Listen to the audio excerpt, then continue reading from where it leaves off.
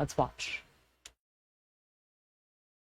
On the deal. That doesn't work that way. I'm not aligned with Putin. I'm not aligned with anybody. I'm aligned with the United States of America and for the good of the world. I'm aligned with the world, and I want to get this thing over with. You see the hatred he's got for Putin. It's very tough for me to make a deal with that kind of hate. He's got tremendous hatred, and I understand that, but I can tell you the other side isn't exactly in love with, him either.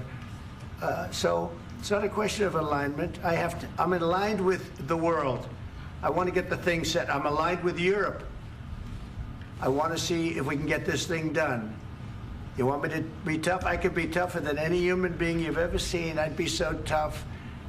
But you're never going to get a deal that way. So that's the way it goes. All right, one more question. Hey, I want to respond to this. So look, for 4 years in the United States of America, we had a president who stood up at press conferences and talked tough about Vladimir Putin, and then Putin invaded Ukraine and destroyed a significant chunk of the country. The path to peace and the path to prosperity is maybe engaging in diplomacy. We tried the pathway of Joe Biden of thumping our chest and pretending that the President of the United States' words mattered more than the President of the United States' actions. What makes America a good country is America engaging in diplomacy. That's what President Trump is doing. Can I ask you?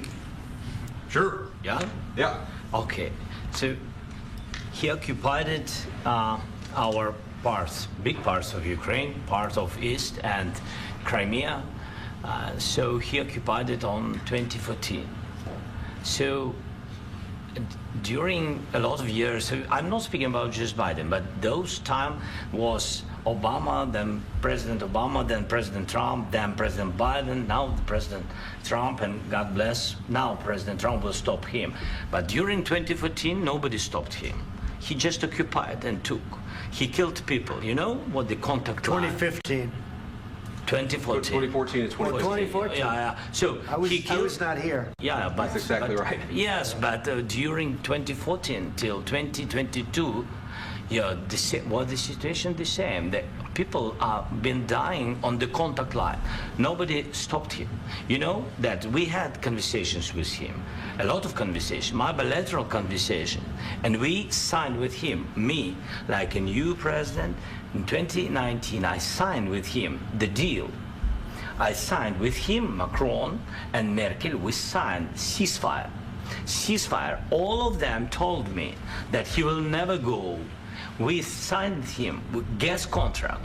Yes, but after that, he broken this ceasefire. He killed our people and he didn't exchange prisoners. We signed the exchange of prisoners, but he didn't do it. What kind of diplomacy, JD, you are speaking about? What do you mean? I'm talking about the kind of diplomacy that's going to end the destruction of your country. Yes, but if you Mr. President, with respect, I think it's disrespectful for you to come into the Oval Office and try to litigate this in front of the American media. Right now, you guys are going around and forcing conscripts to the front lines because you have manpower problems. You should be thanking the President for trying to bring an end to this conflict. Have you ever been to Ukraine that you say what problems we have? I have been to. Come once. I've actually watched and seen the stories, and I know what happens is you bring them on a propaganda tour, Mr. President. Do you disagree that you've had problems bringing people into your military? And do you think that it's respectful to come to the Oval Office of the United States of America and attack the administration that is trying to prevent the destruction of your country?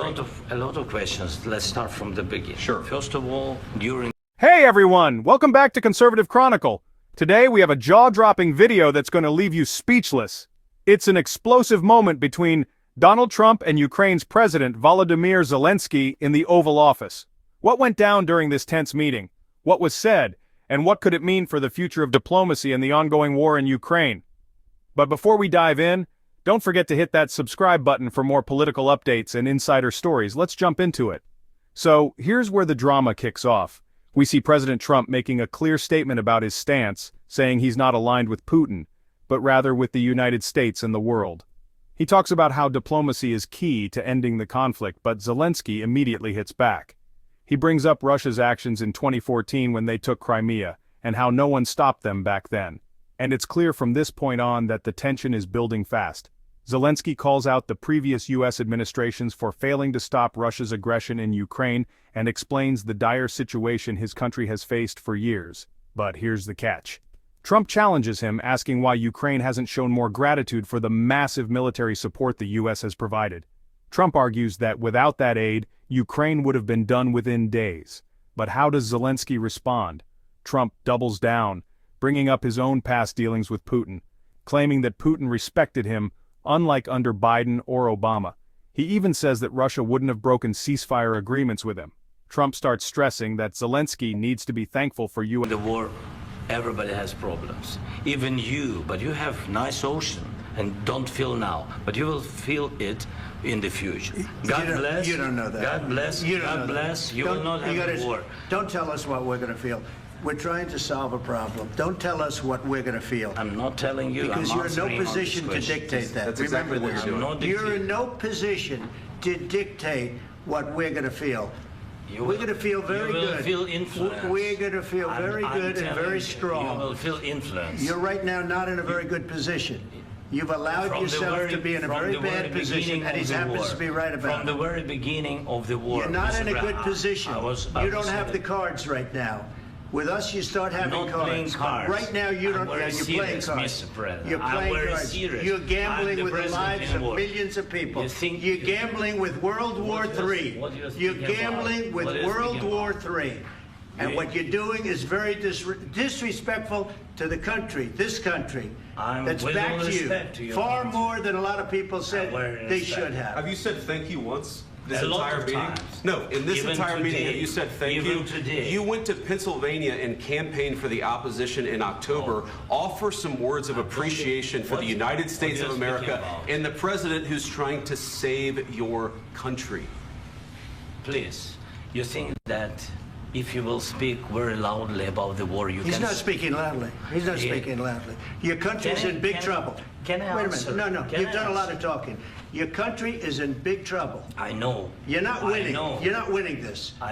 You have a damn We- good chance of we are coming out staying, okay because of Mr. us. President, we are staying in our country, staying strong from the very beginning of the war. We've been alone, and we are thankful. I said thanks You haven't in been this alone. cabinet. You not haven't been only alone. in this We cabinet. gave you, through I this said thank stupid you. president, $350 billion. You voted we gave for you your military president. equipment, You and your voted men for are your brave, president. but they had to use our military. What about if, West if you didn't have You our invited military me- equipment, you invited if me you to didn't speak. have our military equipment, this war would have been over in 2 weeks. In 3 okay? days, I heard it from Putin. In 3 days, this is something Maybe new. less. In 2 weeks, of course, It's yes. going to be a very hard thing to do business like this. I Again, tell you. just say thank you. I said a lot of accept times that thank there, you accept to that- American people. Accept that there are disagreements, and let's go litigate those disagreements rather than trying to fight it out in the American media when you're wrong. We know that you're wrong. But you see, I think it's good for the American people to see what's going on. I understand, sir. I think it's I very understand. important. That's why I kept this going so long. You have to be thankful. You don't have the I'm cards. thankful. You're buried there. Your people are dying. tell you You're again, running I low know. on soldiers. Don't- Listen, don't, please, you're running Mr. low on President. soldiers. It would be a damn good thing. Mr. And then President. then you tell us, I don't want a ceasefire. I don't want a ceasefire. I want to go and I want this. Look. If you could get a ceasefire right now, I tell you, you take it so the bullets stop flying and your men stop getting killed. Of course, we want to stop the war. But you're I saying said- you don't want a ceasefire. But I said to you, I want a ceasefire. with guarantees. Because you'll get a ceasefire faster than an agreement. Ask our people about ceasefire, what they think. That wasn't doesn't with matter me. for you what- that what wasn't this with me. means. It That was with wasn't with a you. guy named Biden, who was not a smart person. That was with Obama. President. It was your president. Excuse me. That was with Obama, who gave you sheets, and I gave you javelins. Yes. I gave you the javelins to take out all those tanks. Obama gave you sheets. In fact, the statement is Obama gave sheets and Trump gave javelins. You got to be more thankful, because let me tell you, you don't have the cards. With us, you have the cards. But without us, you don't have any cards. One more question to Mr. Vice President. I'm sorry. It's going to be a tough deal to make, Um, because the attitudes have to change. what if Russia breaks ceasefire? What if Russia breaks peace talks? What do you do then? I understand that it's a heated conversation right now. What are you but saying? She's asking, what if Russia breaks the ceasefire? Well, what if anything? What if a bomb drops on your head right now? Okay? What if they broke it? I don't know. They broke it with Biden because Biden, they didn't respect him. They didn't respect Obama. They respect me. Let me tell you, Putin went through a hell of a lot with me. He went through a phony witch hunt where they used him and Russia. Russia. You ever hear of that deal? That was a phony Hunter Biden, Joe Biden scam. Hillary Clinton, Shifty Adam Schiff. It was a Democrat scam. And he had to go through that. And he did go through it. We didn't end up in a war. And he went through it. He was accused of all that stuff. He had nothing to do with it. It came out of Hunter Biden's bathroom. It came out of Hunter Biden's bedroom. It was disgusting. And then they said, oh, the laptop from hell was made by Russia. The 51 agents. The whole thing was a scam. And he had to put up with that. He was being accused of all that stuff. All I can say is this.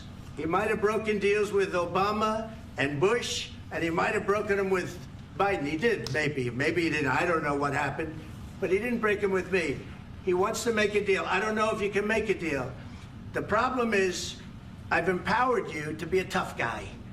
And I don't think you'd be a tough guy without the United States. And your people are very brave. But you're either going to make a deal or we're out. And if we're out, you'll fight it out. I don't think it's going to be pretty, but you'll fight it out. But you don't have the cards. But once we sign that deal, you're in a much better position. But you're not acting at all thankful. And that's not a nice thing. I'll be honest, that's not a nice thing. All right, I think we've seen enough. What do you think? Huh? This is going to be great television, I will say that. All right. We'll see what we can do about putting it together. Thanks. I need the back of this. We'll see. I don't know.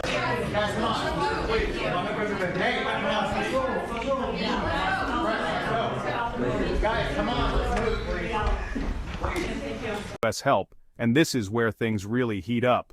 Things escalate quickly as Trump calls out Zelenskyy for being disrespectful to the U.S., questioning whether Zelenskyy even appreciates the military equipment given to Ukraine. Zelenskyy fights back, defending his position, and you can see the frustration from both sides building. Trump warns that if Ukraine doesn't negotiate a deal soon, the U.S. might withdraw support, leaving them to fight alone.